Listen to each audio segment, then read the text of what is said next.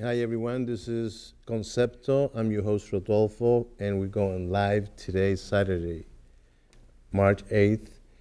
We are here at the Roxbury Studios in Eggleston Square, right there in the heart of our neighborhood.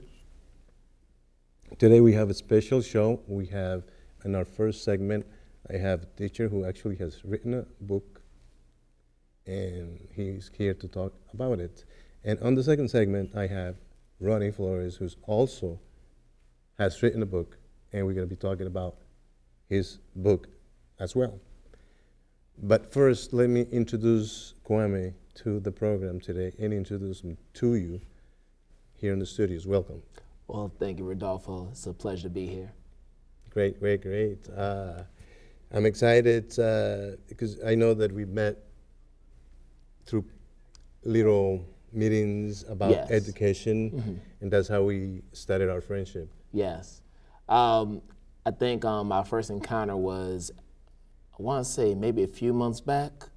It was late last year. Correct. It was through an MPU, Mass Parents United event. Correct. And I had met Mr. Ed Shoemaker. Correct. So mutual friend of ours, and he was telling me all the wonderful things Mass Parents United has been doing in the community, and I said, you know what, I want to learn more about the community and the work that the organization is doing. So Correct. that's how we were able to connect. Yes, and Yes. we develop a friendship, and that's what this is all about. Yes. To not just know who is in the neighborhood, but also develop that friendship that we need. Yes, absolutely. And you are a teacher. As your profession is to be a teacher, right? Yes, so that's my full-time job. I am a Boston Public Schools teacher. I teach 7th, 8th grade math at the Joseph Lee School in Dorchester, so not too far from the studios. And But you also have taught not just in Boston, you've also yes. taught in Philadelphia as well, correct? I taught in Philadelphia my first 4 years of my career, and that's also where I went to college. So I went to college at Temple University. Okay, so shout out to the people Yes, from Temple University. So of course, Ms. Carey, Temple alum as well. So Oh, I see. see the 6 degrees of separation. So when I was at school, I studied mathematics. That was my undergrad major. But then when I went back for grad school, that's why I studied elementary education, Okay. and then got my teacher certification. Interesting, but in order for you to get there, there's a history of it. Yes. I remember talking to you, and I know you mentioned something about this was not supposed to happen. Oh no. I mean, growing up, never in my wildest dreams did I think I would be an author.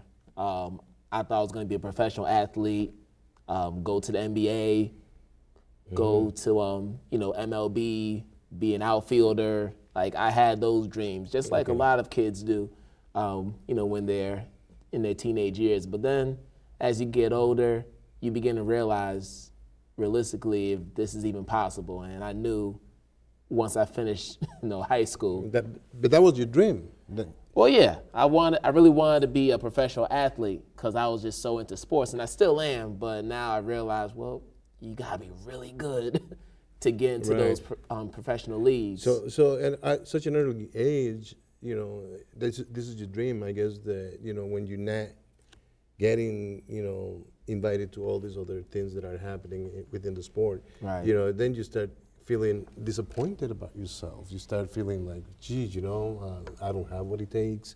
And the same thing can go for education. Absolutely. And one thing I will definitely say is my parents always instilled a work ethic in us, and they always prioritized education. That was always number one on the list. So even if sports didn't go through, we always knew that college was going to be the next step for all of us. I mean, there was no other option. We didn't even know that apprenticeships existed or trade schools existed. Growing up, all we knew was, okay, after you graduate from high school, you go to college, because that's what everybody else did before us. And that should still be the part of an option as to build your character, to have the option to go to college. You have the option to go to a apprenticeship program, you know, like to become an electrician or plumber. Yes. But you know, the issue about becoming a scientist or an astronaut or a doctor should not be taken of any kid stable in the United States. Absolutely. And now that I've been teaching for a while, I'm starting to realize that it's great to have, you know, our doctors and people who are in like information technology and all these other lucrative jobs. But some of those blue collar jobs that I saw people, you know, working growing up, they're still valuable. Like the contractor jobs, like being a plumber or, you know, being an electrician. They make a lot of money too. So I think it's about giving students options so that they can see what they're capable of doing, but also recognizing what their strengths are. Because the reality is there's some folks who maybe college is not the path that they should take. Maybe there's an alternative path that they can take to their career. And that's why it's good to have more vocational programs like Madison Park down near where the BPS office is. We need more of those type of programs, in my opinion. I see. Yes. Well, you know, I'm going to be upfront to you, and I know it's going to be shocking sometimes that people, when I say and I talk to them about, let's be realistic. You know, I am part of this organization called Massachusetts Parents United, and some of the things we try to advocate is for equal education across the board. Yes. And in Massachusetts, okay, he brags about being number one. Yeah. Okay, and truly, the fact that Massachusetts is, I don't discredit that. Sure. You know what I mean? I mean, you know, we have great universities. People come from all over the world to study in Boston specifically. But Boston public school system is not preparing our kids to go to those great schools to further their education. And that's sort of being the struggle and sort of being the theme for many, many years. Yes. Because I can tell you, I'm an immigrant. I'm from Guatemala. I came here many years ago. But I went through the Boston public school system, and I realized that kids are not being challenged to their fully potential. Yeah.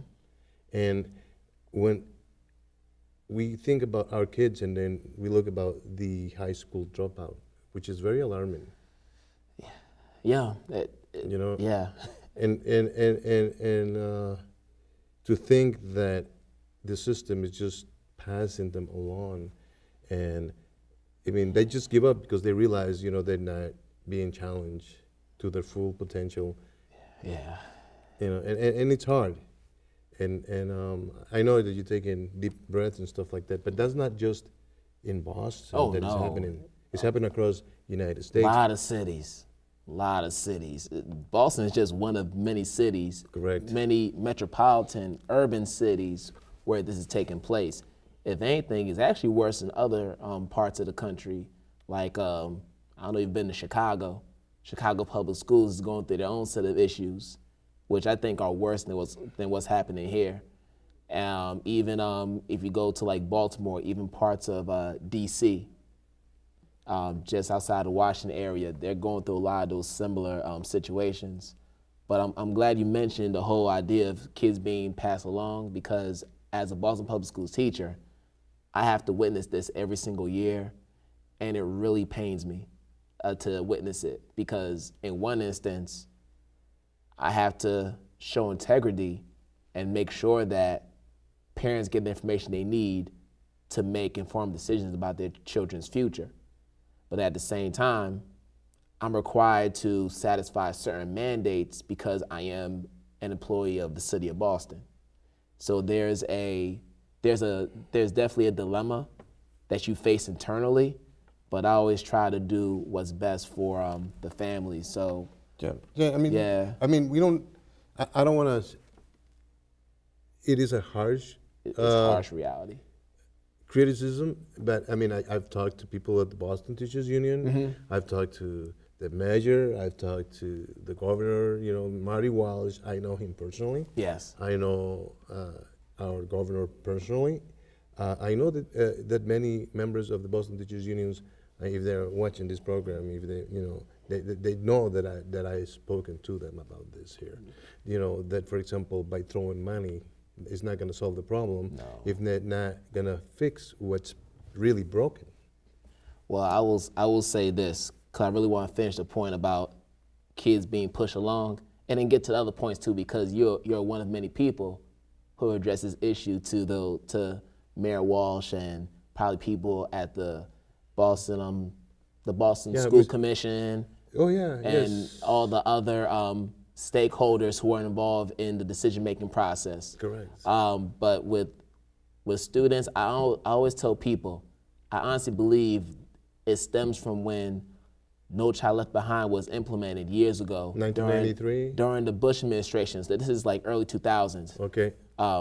George W. Bush. Okay. So, of course, with No Child Left Behind, it was an act that was implemented to bring about high quality educators into the profession, but also to hold students and schools accountable for academic achievement and growth. That was the whole purpose of it. So that's where you have the increase in standardized testing. That's where you have teachers being required to take multiple licensure tests in order to get a teacher certification. And if they don't get the certification, they're not considered highly qualified to teach. So when you think about those guidelines, there are certain people who just aren't great test takers, but they might be great teachers. But because they don't have the documentation to show for it, they end up missing out on opportunities. And then you have some who test very well, but when they get into the classroom, they're out of there within a year. So now we talk about teacher turnover in certain school districts, because people see how hard this job is, and then they don't stay in the classroom, especially the classrooms where it's just tough. I understand. Right. Right. And you know, that brings me to the introduction of your book. Yes. Okay, because I mean, we're talking about education, and your book talks about education. Yes, it in does. the urban areas. Absolutely. Specifically, at least that's the context. But this is a book that can go to anybody.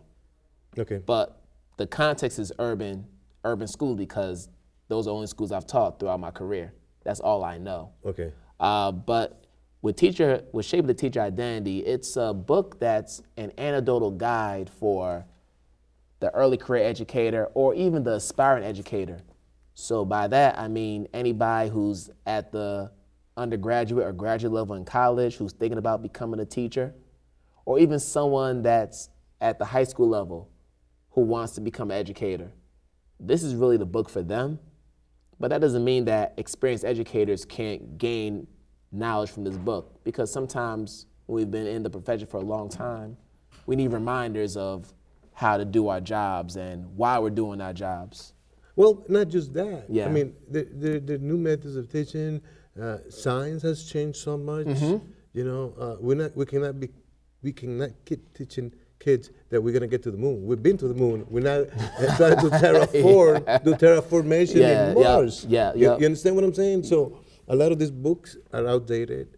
A lot of the teaching methods are outdated, and unfortunately, if you're a teacher and if you're not keeping up, you're outdated. You're so right about that. And inside this book, there are 8 lessons that will help teachers define who they are in the classroom. Because as you know, books are great, technology is great, but at the end of the day, students need teachers to teach them.